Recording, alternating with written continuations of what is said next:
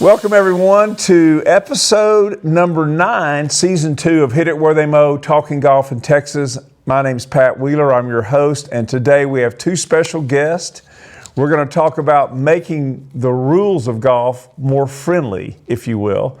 And because as I've heard Jack Nicklaus say before, you can use the rules to your benefit. I've never had that happen to me personally, but I know it can happen. But anyway, my special guests are from my far left, Eddie Williamson, and my near left, Jeff Kinsel. They're both USGA officials, and I had the great fortune of meeting Eddie Williamson and Eddie Myers over at Shady Oaks Country Club a couple of weeks ago when they had the finals of the Fort Worth Junior Championship, and I got to announce the young men off the first tee. Before we get rolling, I want to talk about our sponsors. This show would not be possible without these great sponsors. And number one, right off the bat, Niagara Conservation, which is very involved with the LPGA Tour, the Volunteers of America tournament coming up in the Colony in late September. And here's Tricia to tell you more about Niagara Conservation. Thanks, Pat, and thanks, Niagara, for your support of so many nonprofits, including the Volunteers of America 125 plus years of national support for those in need. Are you tired of compromising between performance and water efficiency in your bathroom?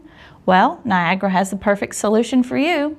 With almost 50 years of expertise, they've mastered the art of creating top-notch toilets, bidets, and more that save water without sacrificing performance.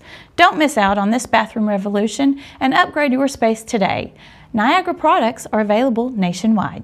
I also want to thank the Golf Bank of Texas, Veritex Bank, Malcolm Holland, Martin Thomas and Company, a wonderful bank for personal banking or small commercial lending. Veritex Bank, check them out. I'm Veritex, but their name comes from Veritas, and that means integrity. So you want to check out Veritex Bank. And my 2 golf courses that sponsor me, the Tempest Golf Club outside of Longview, tempestgolfclub.com, wonderful golf course, East Texas golf as it was meant to be, tall pines, big hills, creeks. You'll love playing the Tempest. Go online and book your tee time with them. And then what a treat, just up the highway, less than 90 minutes from where I'm sitting right now in Dallas, is Dornick Hills Country Club in Perry Maxwell's backyard. And Perry Maxwell was the premier course designers in the history of golf. And you can get a very affordable non-resident membership there. Check them out. Google Dornick Hills.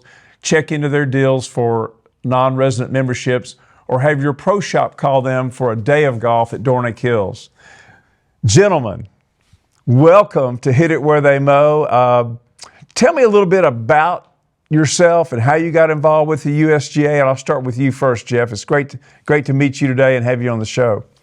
Well, I'm a volunteer for USGA and TGA. I'm not a member or not a staff member of either one. I just volunteer my time. In 1996, a committee member, friend of mine at my club, dared me to learn the rules of golf. And so I went to rules school and enjoyed it and thought I would help out locally. And I never had any aspirations. I didn't have any blue blood or blue coat in my background or what have you. I'm not that good of a golfer. And a few years later, manager asked me if I'd be on a committee. I told him the same thing I just told you, and he said he wanted me for our rules. So I've been invited to national championships since the year 2000. And I've done a number of U.S. Senior Opens, U.S. Amateurs, and 15 or 16 U.S. Opens. Just did the L.A. Country Club in June. Fantastic. Dare I ask your home club? Ridgely Country Club, Fort Worth, Texas. Wonderful golf course. Has 2 golf courses actually, but a wonderful club, very historic there in Fort Worth. And to your left is the gentleman that I met at Shady Oaks, and I've spoken to on the phone. He has a wonderful background in sports as well as golf. Eddie, tell us a little bit about how you got involved with the USGA. I was a former college football coach, did that for 40 years, and 2014 I retired. I was on the practice range one day, and a gentleman that was a member of our club, I also belonged to Ridgely, D.R. Richardson, was out there. And we started talking, and DR said to me, Eddie, you just seem to love the game of golf. And I kind of laughed and told him that my wife had said that football was my work and golf was my passion. I didn't get to play much while I was coaching, but I loved and followed the game. He then brought up, said, why don't you look into officiating? I'm doing a tournament next week at Tangle Ridge. I'll pick you up and take you over and let you just look at it. So this was late summer, early fall of 2014. I went over. DR put me in the starter's tent, he put me in the scorer's tent, and he took me out on the course and just showed me how the process worked. And I said, oh, this looks like fun. What do I do? He said, well, the next thing you have to do is get a book and start studying and eventually go to rules school. I went in 2015. It was the first time I had a chance to go. And I was in Austin and met a gentleman there that had come from West Point and was in his second seminar or training session. Mm-hmm. And his name was Scott Beatty, and I said, Scott, I just, 2 days into this, I said, my brain feels like mush. This is unbelievable. And he said, Eddie, I'm going to tell you, it's the hardest test I've ever taken. I was an engineer major at West Point, and I never had anything at West Point that rivaled the test for golf rules. So I went ahead and finished the seminar, took the test, got a good enough grade to start officiating. And Jeff picked me up about a year later and has been my mentor ever since. And he's very kind to let me have free access to call him and question things and challenge things. And we have some very good discussions. But he has kind of led me from that time on and helped me get to where I can now officiate high-level tournaments, and but it took me a few years. Right. And He is an expert on the rules of golf, and he didn't want to mention that. Well, he has told me expert status. He did a college tournament out at the Golf Club of Dallas Yes. recently, and I have to just take a moment here. You both. I've got several things rolling around my head, and I want to follow up with them. This is just a conversation. That's what we do on Hit It Where They Mow. But you mentioned Ridgely Country Club. Yes. And in my book, When Golf Was Fun, Tales from the Late Great Beer and Barbecue Circuit, I have a chapter about Corsicana Country Club, which was a Tillinghast. He was involved with the design of that course. And the gentleman who's probably passed on now, Don Merritt, and he was a member of Ridgely, and another member there named Tommy Parnell won the very first Champions Cup at Champions Golf Club in Houston, which is a prestigious amateur tournament. And back then, if you won the tournament, you got invited to the Bing Crosby Pro-Am, so it was quite prestigious. And anyway, so I know a little bit about your history, and I won't be able to recall the guy's name, but the longtime pro there, such a gentleman. Gosh, what's his name at Ridgely? I know his name, and you caught me. I've got one of my senior moments. Well, I can see his face. I will come up with that before the Keith Davidson. Keith Davidson. Keith Davidson. Okay. He's the new old guy. Yes. We had another old guy. That's what I couldn't think. But Well, Keith Davidson just if you retired looked up a couple of years ago. Club professional, Class A club professional in the dictionary, Keith Davidson's picture would be there. Handsome guy, knows the rules, everything, you know. But Jackie Burke, when he went into the Houston Golf Hall of Fame, or Houston Sports Hall of Fame, he went in with Olajuwon, you know. Anyway, Akeem Olajuwon. He went in with him, and I believe the pitcher, Rocket. Anyway, he went in and he said, you know, the Lord has 10 rules and the USGA has 34. So my follow-up question to you, why does it have to be that extensive and that complicated? Have you ever thought about that? Why does it have to be that way? Well, I think the reason you have to be, golf is played on a lot of different land layouts, a lot of different weather layouts, and all of those are primarily unique to their own situation. So you have to have enough rules, and the rules have to be effective to cover broad spectrums of situations. And then you also have levels of players. Yeah. And you've got to cover a vast body of players with rules that essentially can apply to everybody. Yeah. So there's a lot of things involved in the game of golf. That's a great answer. Yeah. And you showed me the dossier for the LA US Open. It was quite thick. Well, at most tournaments at high school level and above, we hand out some interesting information called local rules or notice to players before each one, which either adds or subtracts from the 25 rules of golf. I had it wrong. No, we used to have 34, and we made it simpler, but what we really did was we crammed 34 into 25 rules. But Very good, very good. But what Eddie said is right. You can go to any course in the world, and with this book, since 1954, when the RNA and USGA came together to have one set of rules, which they did for the longest time, except for two. For the longest time, Size of the ball, right? The size of the ball was one, but we solved that in the 90s or 80s, I think. But we had two things. They would not agree to allow us to have embedded ball through the green or in the general area now, only on mowed areas. We would not allow them to have stones in bunkers as being able to throw stones out of bunkers. Think about it. If you're in Great Britain or Ireland, a lot of times you've got bunkers that have rocks in them. Very seldom do we have stones here. But we have a lot of rain all over the course, and our balls can embed in the rough. Their balls don't embed anywhere. And so until we would agree to let them move stones in bunkers, they weren't going to agree to let us have embedded ball through the green except as local rules. And in 2002 or 4, we finally came together, and now we can have the general rule that balls embedded anywhere on the golf course outside of a penalty area, you can get free relief. And then now you can pick up loose impediments and movable obstructions outside and when you're in a bunker. It used to be you couldn't touch anything.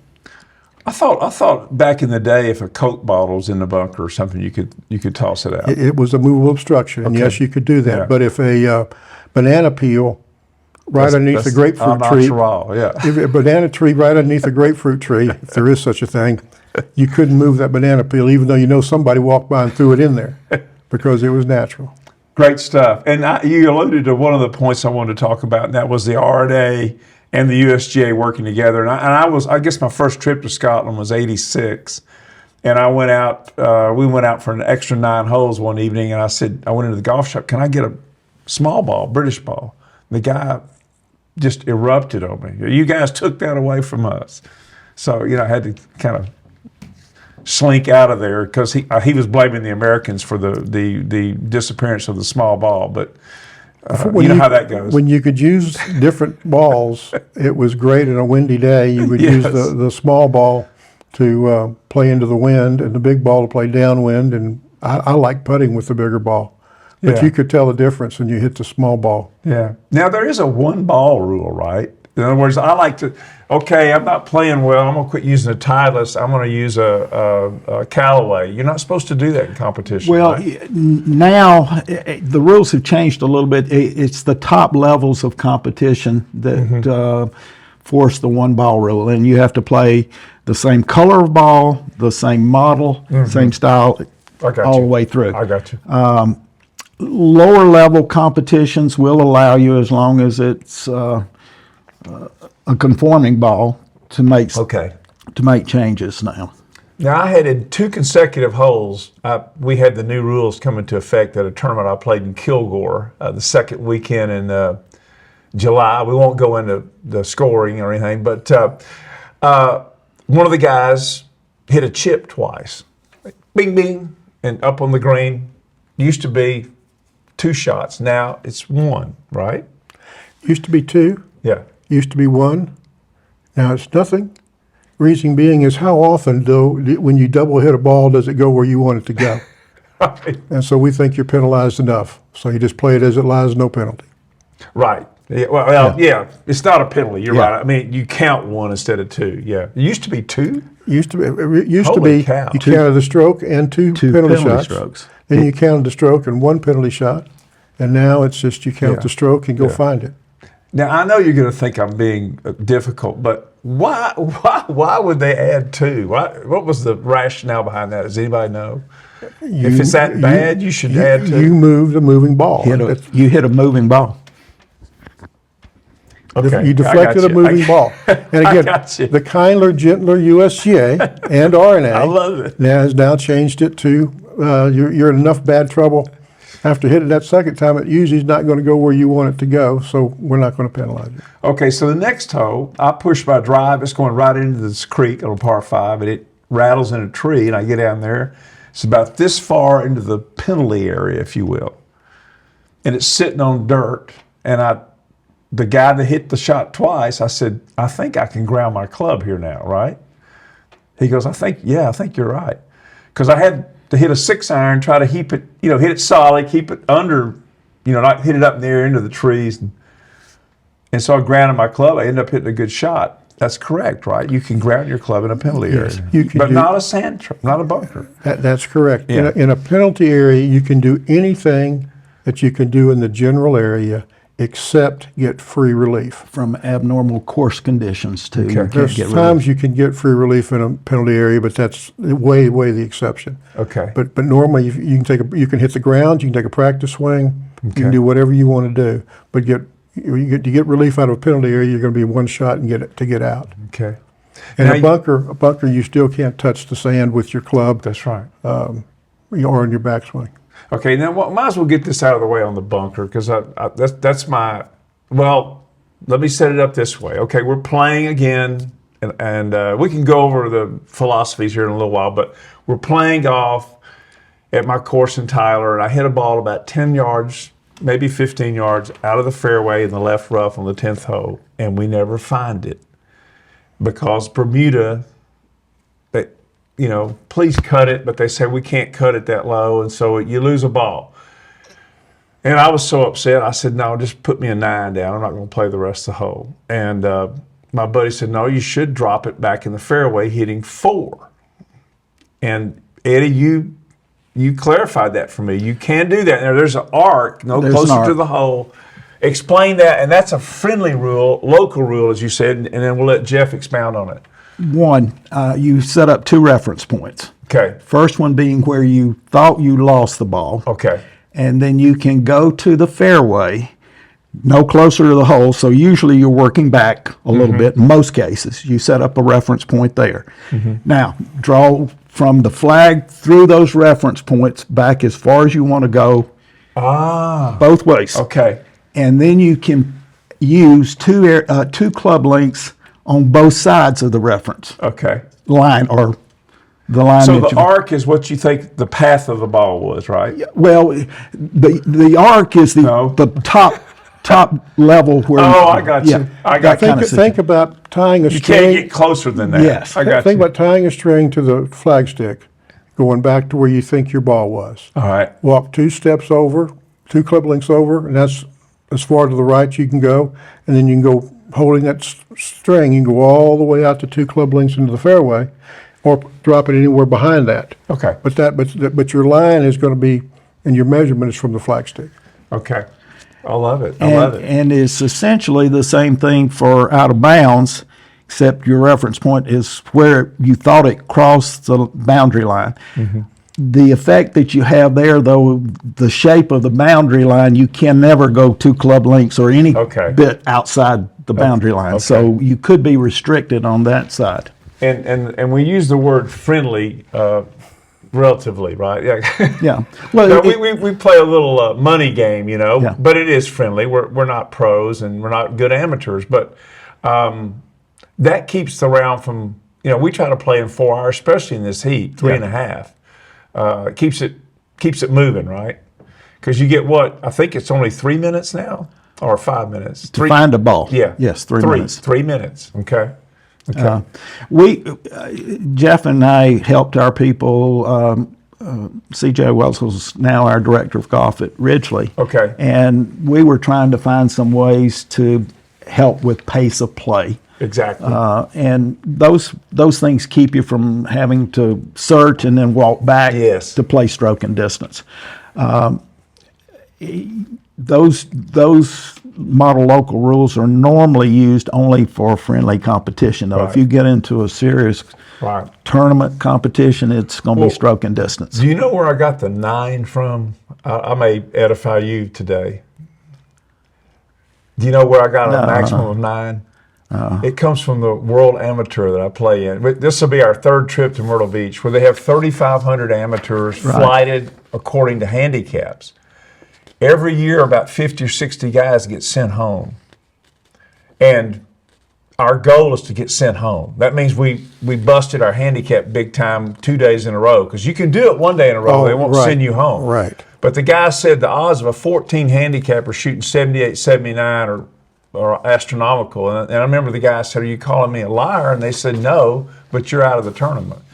But they have their thing is maximum you can make on a hole is a 9, and you keep moving. And I think probably the highest handicap you can have is what, a 36? Is that right? I don't even know what the. I think it's now 50, but I don't hold me to that because I haven't. But anyway, I have a it's pretty high. 14. Yeah. So that's where we get the 9. But it's better to take the 2 strokes and go to the fairway. I probably could have made a 7 on that hole, maybe. Yeah. So A maximum stroke you can take for your handicap, just write this down, is net double bogey. yeah, that's right. That came up. Yeah, net double And that bogey probably for your wasn't handicap. that wasn't a 9, but yeah, for the score you got to do whatever the rules say. The rules say you made your max score could be 9, 10. It could be bogey, whatever your. Will the whatever computer rules say. catch that, or you have to do it manually? I believe the computer catches it. Yeah, because he probably put a 9 in there, and I think the last time I played, I had 10 pars and shot 93. So I had a bunch of those big holes. And the computer will. You didn't get credit for all those. Yeah, right. But you mentioned that it's a local rule that's been approved by the USGA, the OB and the lost ball. Kind of enlighten us about that, about the local rules approved by the USGA for friendly competition. Well, the rules have changed in 2019 and somewhat again in 2023. And I still call it the kindler, gentler USGA. Yeah, I love it. Now you can use distance measuring devices anytime, unless you stick a model local rule saying you can't. Okay. So model local rules can make changes easier, make changes harder. And so you take the rules, and if you want to have the 2-shot penalty for your ball being lost or what have you, you take this model local rule that the wording's already written for you, it's in the book, and you just go to your golf committee and have them approve it, and you'll have a model local rule for that. Right now, for a penalty area, it used to be if you hit your ball in the penalty area, you could go to either side, no close to the hole if it was a red one. And now the main rule is you can't go to the left. You can only go to where the ball last crossed. But you can put a model local rule in saying you can go to either side. Okay. It just depends on what you have. And they'll actually have a drop area on the other side of the hazard if they want to do that. They can do that by local rule. Right. And it's actually worth reading the local rules, because all of a sudden you're going to say, my gosh, we need that local rule for our course here. Right. And most people don't know all of the local rules, and I read them every year just to remind myself what they've added or what's new, because they don't test us on model local rules. Well, I know I get a rule book every year from the USGA. I send in I'm a USGA member. But how else would you get them? Are they available in golf shops or? You can get the book we use, which is 400 or 500 pages, and it's $12. Okay. And you set it down and you read a page or two every now and then. And even if you don't understand the rules, you'll read some stuff in there and say, man, I didn't know that. And so it's not something you really want to do, like, unfortunately, we end up doing, having to read it for 3 or 4 hours at a time. But what's the smaller version? That's the it's called the Player's Guide. Player's Guide. And it is close to it's plagiarized, not plagiarized, but it shortens some of the rules and what have you. But it gives you a really good idea what the rule is. Okay. Here's my idea that I have. The biggest beef I have is why you can't drop out of a bunker with a 1-stroke penalty. And I think it was Eddie Myers that explained it to me. You're taking a penalty relief, 1, and you're taking an unplayable lie, 2. Right. Wait a minute. Why is it unplayable just because I want to drop it out of the trap? So why don't they do some local rule that you can for one stroke you can drop it out of the bunker? That's a good question. I don't, technically speaking, the player is the only person that can technically say a ball is unplayable in any situation, but he has that right. Okay.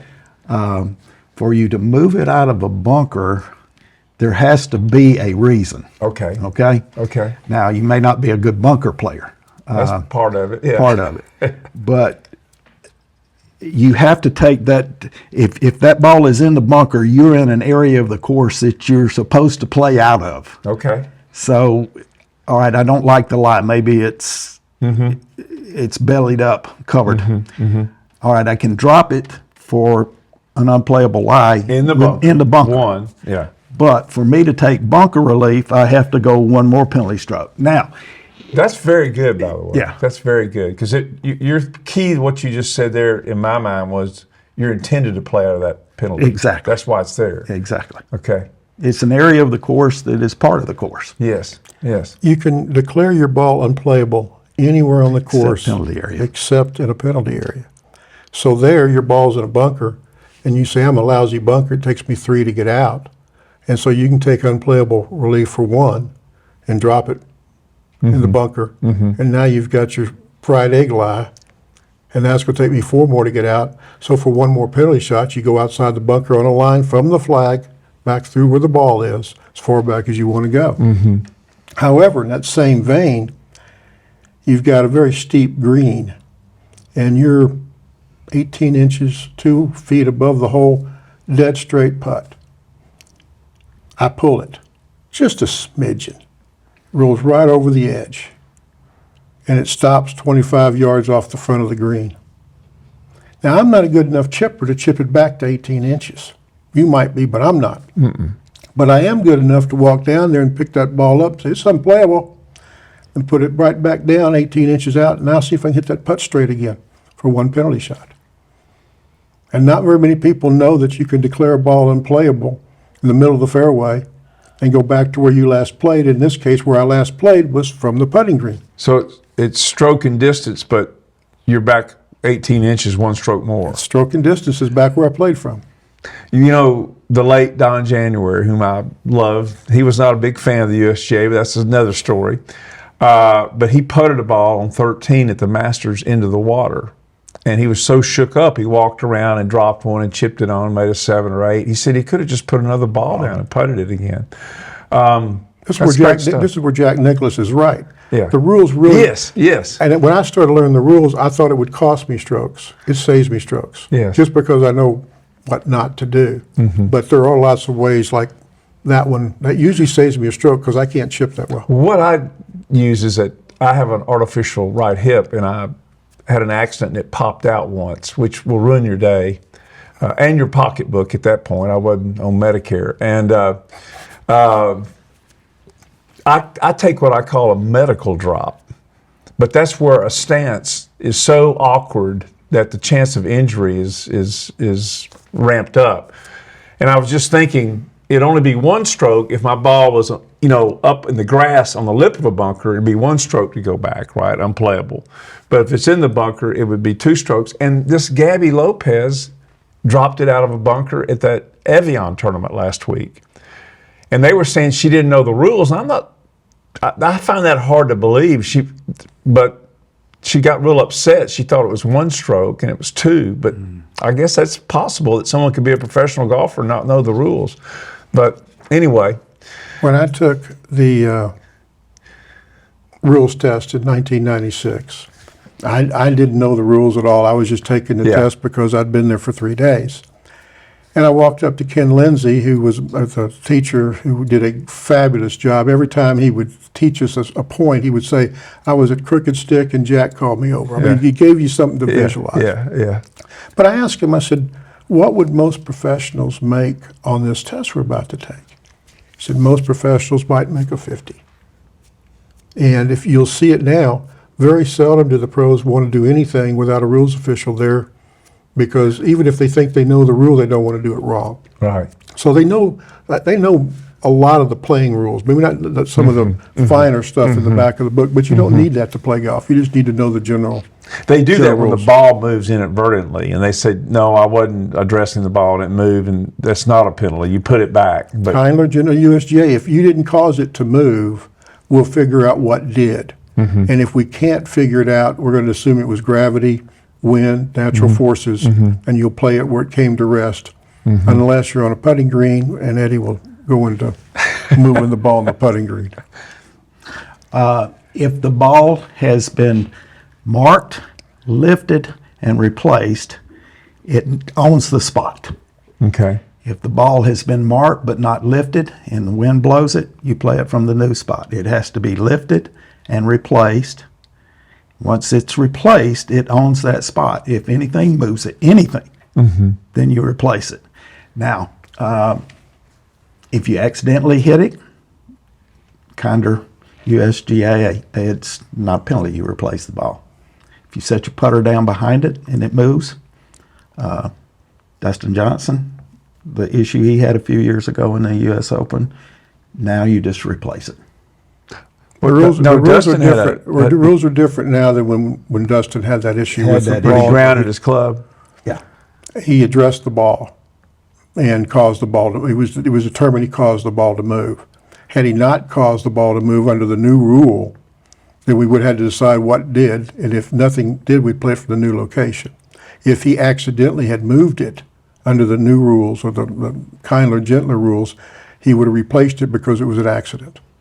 Right, I like that. The old guys did not like accidents at all. If you move that ball, you're going to get a penalty shot. Well, he grounded his club at Whistling Straits in the PGA, and he was in a bunker on the last hole of the PGA, and people were standing in the bunker, and he got confused. And David Price, as we know, is a great rules official. David's a friend, and I had him on my radio show that I used to do, and I said, "You and I have something in common." And he said, "What's that?" I said, "We both annoyed Dustin Johnson." He said, "What do you mean?" I said, "Well, I couldn't find the media parking lot at the PGA the following year in Atlanta, and he didn't honk, but I could tell the guy behind me was not real pleased with me, and it was Dustin Johnson and his wife tried to get to the players' lot." But anyway, yeah, you can't ground your club in a trap then or now. Correct. Yeah, and that was a trap, and you made a great point. You showed me the dossier, if you will, for the U.S. Open, and how many players are going to read through all of that? Well, Very they only few. have to read through one page. They only have one page? It's Okay. notice to players. Got you. And that incident, every single sand at Whistling Straits is a bunker. Yes. If there's no waste area. Right. And there was 400 signs reminding people of that, plus the notice, plus they were told on the first tee. And He forgot. Yeah. it was a 72nd hole. He was in playing to try to win, and his mind was on playing the golf thing, and those things can happen. That's why your caddy is supposed to yell at you and tell you not to do stuff. That's right. Well, that leads me to another point I think would be fun, and that would be a difficult ruling or a memorable ruling that you've had to make, and you could even change the names if you want to, but I'm sure it happens every tournament that you work. Something comes up that's rather unusual, right? Is that fair to say? Maybe not the other day at Shady Oaks, but I know you've worked a lot of events besides that one, so I'll let you go first on that, Eddie. Just anything that pops in your head as kind of an interesting ruling you had to make? I was at Colonial doing men's Ben Hogan College tournament. On the fifth hole, dogleg, the hard hole. Yeah.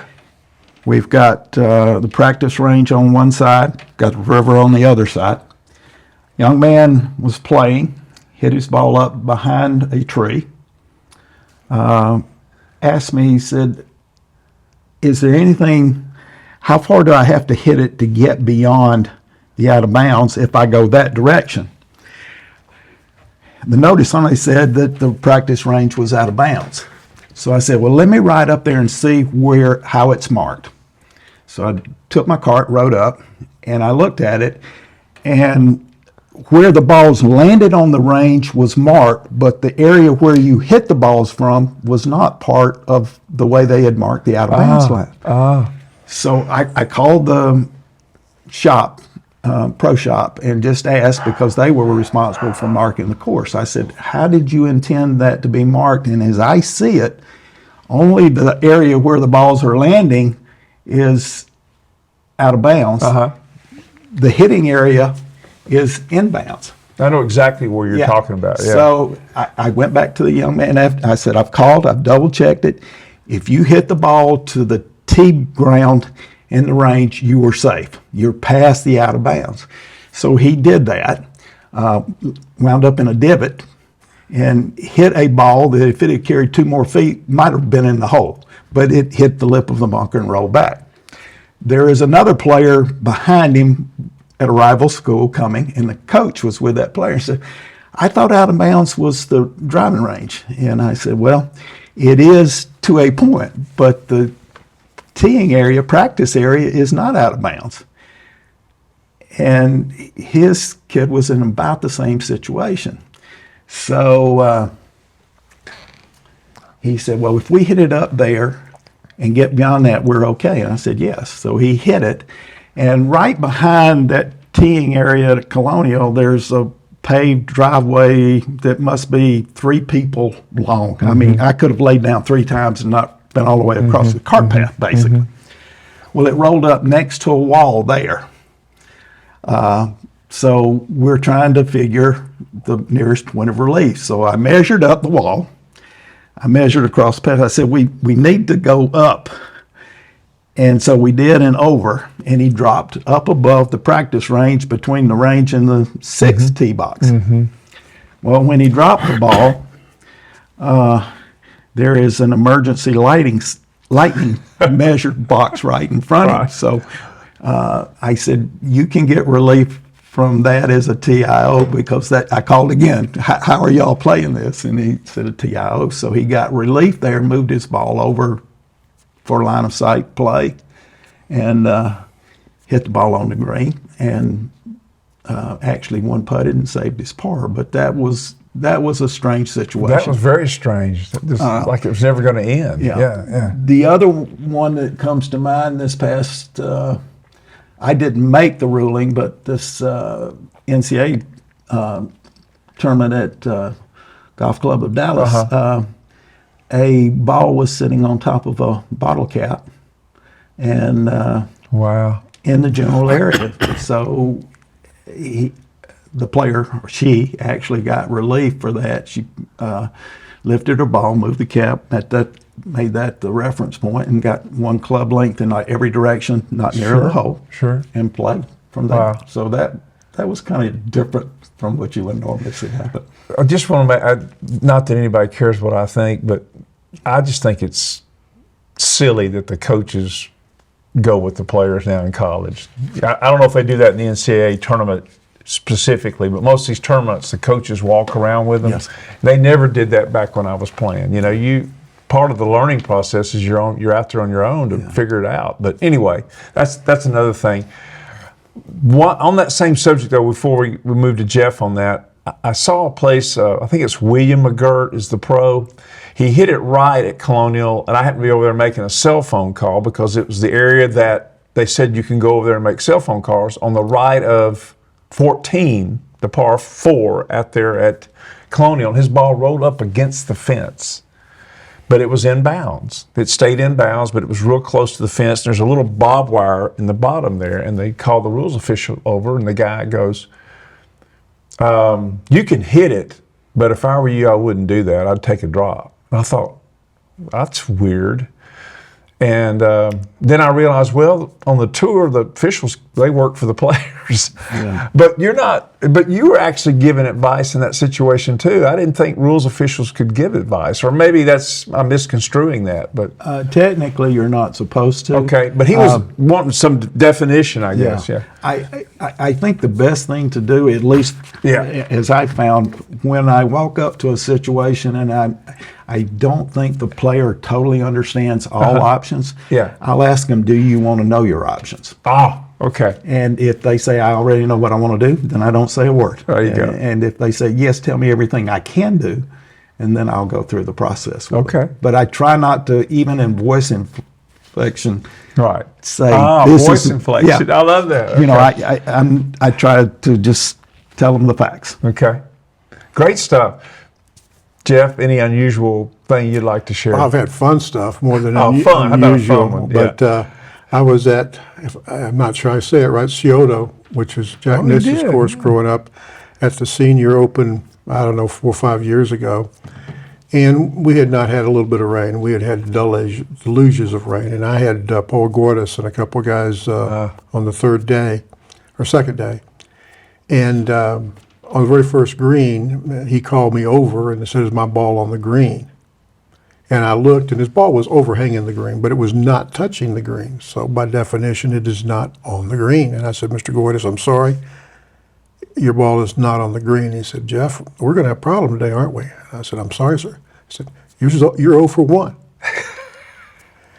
So a few holes later, one of the gentlemen called me over and said, "I'm in casual water," which is now called temporary water. And I said, "Okay, let me see." And he's sitting there drilling with his feet. And I said, "Well, let's just stand still and let's see if we have water." And we didn't. And I said, "You don't have temporary water." And so he hit a ball from about 185 to 10 feet. And I almost said, "I'm going to give you relief now," but I didn't. And 2 holes later, Mr. Gordis called me over. Same thing. And I said, "Mr. Gordis, stop drilling. Let's just see what happens when you stand there." And he's standing there, and there's no water showing on the ground. And I said, "You're not going to get relief." He said, "Well, on the senior tour, we get relief, Jeff." And I said, "Is that right?" And he said, "Yes." I said, "Oh, well, I didn't know that. You're in luck today, Mr. Gordis. There's a senior tour official right over there sitting in that car under that tree. Let me call him over." "Oh, Jeff, never mind." Wow. They work us. They work us, and they're welcome to So work you call us. that moving your feet drilling? I call it drilling, but it says before or after taking your stance. And when you're doing all this, you're putting more weight down on one foot and then more weight down on the other foot as opposed to both your weight. With the understanding that I want to get temporary water, but poor Julie, who weighs 100 pounds, is going to get it. It's just different things. Why would they want to change it from casual to temporary? What is that? What do they call that? Not euphemism, but anyway, that's funny to me that they would change that like that. There's a lot of changes that they make, and I'm not always for change because I'm older. Right. My just comedic reeling is millennials. Right. And they didn't know what casual water meant. They didn't know what through the green meant, and so they changed it to things that maybe more people will understand.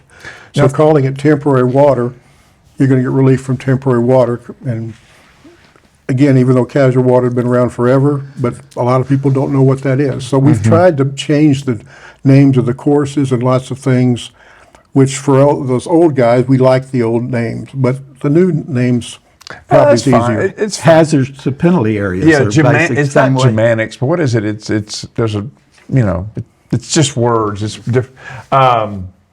Yeah, you made me think of something else, and now I've already forgot what it was. But in that situation, through the green. That was always difficult for me to understand. That's anything, right? But it's in bounds. It's not just the mode area, is it? Through the green is now called the general area. General area. Okay. And we have 5 areas of the course. We have the general area, which is a lot of stuff. We have bunkers. We have penalty areas. We have teeing areas. And we have putting greens. And the general area is everything on the course except the teeing area. It's the same thing for through the green, by the way. It's everything on the course Trees, except everything. the teeing area of the hole being played, the putting green of the hole being played. All bunkers are not, and all penalty areas are not. So the general area is all the other teeing areas. All the other putting greens are part of the general area, but they're wrong greens. So, but the putting green of the hole being played, the teeing area takes it out of the general area, and then bunkers and penalty areas are not. Okay. So that's a long, verbose description, which is it's more succinct if you read the rule. What about? We're running out of time here, so I want to bring this up. The handicaps and slope ratings and so forth. That's done by the ratings, or how does? That's what that's what gets me is I have an index now, and it changes according to the course rating, right? Basically. I brought a cheat sheet here. Okay.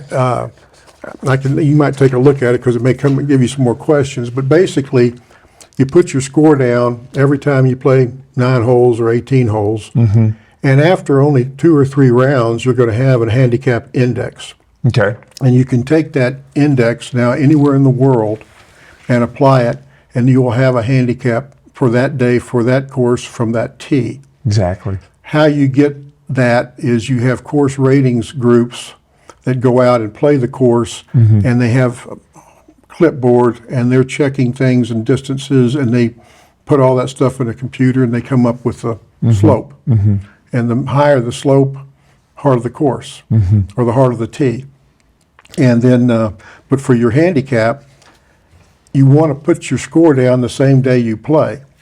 Because if you do, and it's a calm day, and you have a bad score, you might get more credit than if you put it down 2 days later, because they won't give you the credit that it was a calm day.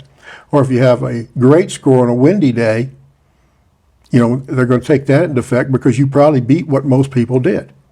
Wow, I never knew that. So that's why you want to put the score down the day you play it, because that way, whatever the weather's like or what have you, we take it into consideration with that score. But if you put it down another day, it does not come back and figure that out.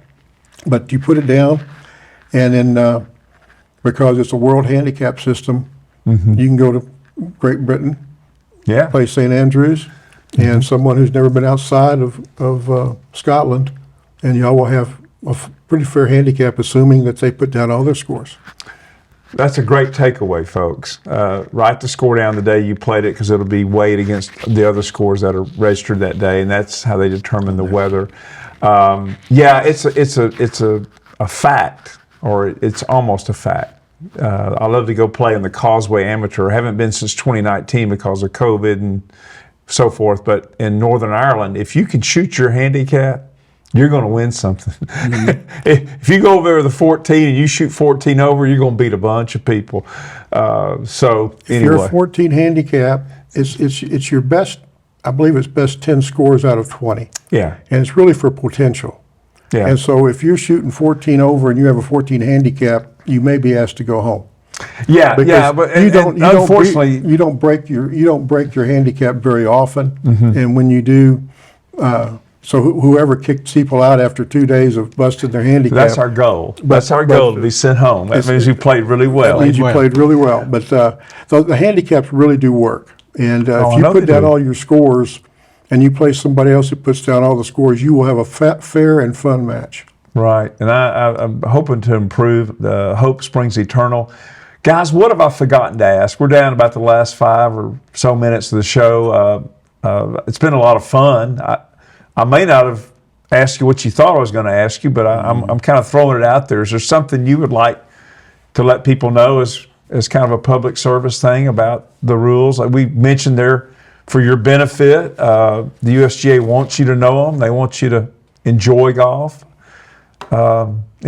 Anything, Eddie, that I... Well, one of the major changes, I think, is the back on the line relief that you can take for out of bounds, not for out of bounds, but unplayable lie and for penalty areas.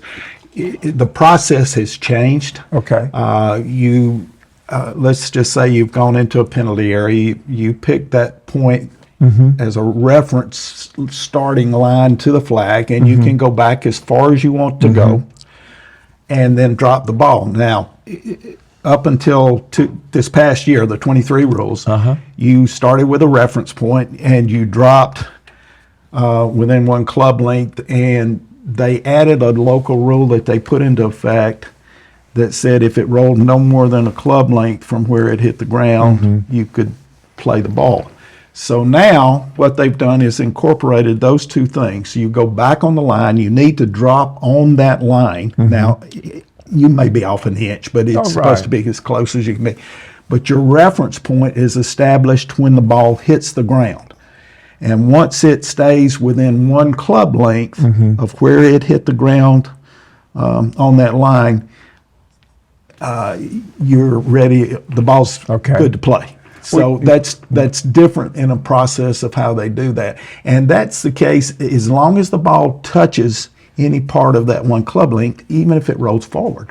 You just open up a whole another can of worms. I know we got to wrap up here within the next 5 minutes, but it used to be lateral and regular water hazards. Now they're not water hazards, they're penalty areas. Is it just penalty area? There's no lateral versus regular now? We call them red and yellow. Oh, there is red and yellow. Okay. Yellow is more, you only have two options. One is go back and play where you last played from. Otherwise, you go back from the flag through where it last crossed the yellow line, as far back as you want, and you don't get to drop on the green side of the penalty area. You have to keep the penalty area in front of you, Yes, or sir. between you and the hole. Yeah. Right. Yeah. The red ones are, you get the same two things, stroke and distance, go back on a line as far back as you want to go, or you can take two club links, no close to the hole from where it last crossed the red line. Got it. So Good stuff. Anything you'd like to add? This has been fun. Public service announcement. Right. We would love to have more rules officials. Ah, And some of y'all might think you're interested in it, and I hardly recommend you trying it once. The first time I went to rules school, I unlearned what I thought I knew that was gospel, because when I had a problem, I would ask a better golfer than me, Pat, what do I do in this situation? And I was told, this is what you do. I got to rules school and I learned 2/3 of that was wrong. And so the first year I unlearned, and then I started learning the second year. But we need more ladies, we need more guys, we need more young people, we need more everything. And we are trying to be more diverse. And it's fun for those of you that think weird like the rest of us. But we would love to have you. You go to usga.org to education. And about probably in August, there'll be a list of rules schools. They'll be all over the country. And we'll have probably at least one, if not two, in Texas. One will be at Far Hills, or now called Liberty Corner. And they usually have a couple in California, then Pinehurst, Florida, New York. And you can find one close, or do what I do. I go west, so I get 2 hours extra sleep to take that exam. I feel more rested. But you'll meet a lot of fun people. And even if you don't decide you want to do rules, what you learn that first year, even though you're unlearning stuff, will save you strokes. And I hardly recommend you try it. that's a great way to wrap this up. I mean, because Eddie, I know you love doing this, and, I and do. you were someone that why don't you try officiating? You explored it, you love it. I certainly enjoyed talking to you and Eddie Myers over at Shady Oaks, and then it's been great having Jeff on. Well, one of the things, Pat, I think it's helped me is, in later life, you retire, you sit around and you don't do anything. Yeah. This keeps my mind working. I mean, I have to study every night, and Jeff will get a call from me twice a week, and I even argue sometimes with what I read in the book. They didn't write this quite like they should have written it. Yeah. And it stimulates. That's good. It He helps brings you up think. good points. That's good. And I usually say you're right, Eddie. You say that rules officials are kind of like football coaches, right? There's those that have screwed up, and those that are going to screw There's up. two kinds of rules officials, ones who have made mistakes and those that will. And just will understand that we're just like referees on a football field. We're human. Yes. The good news is I don't have to rule as fast as they do, and I can think and ask questions until we think we know the facts. And then once you know the facts, the rules are fairly easy. But it's not always black and white. Well, you're a Beaumont native. That quote was attributed to Mr. Bum Phillips. I believe he was from Orange or East Orange, Texas. He said there's two kinds of football coaches, them that's been fired, them that's going to get fired. And I think he was from Orange. Was he Orange? Okay. No, Orange. I think he used the French pronunciation. Very good. Guys, I can't thank you enough. Play golf and know the rules of golf. And I think you'll enjoy it even more. And again, I want to thank my sponsors, Niagara Conservation, Veritex Bank, the Tempest Golf Club, and Dornick Hills Country Club. That'll do it for this edition, this 9th edition, Season 2 of Hit It Where They Mow, Talking Golf in Texas. And we'll see you next week.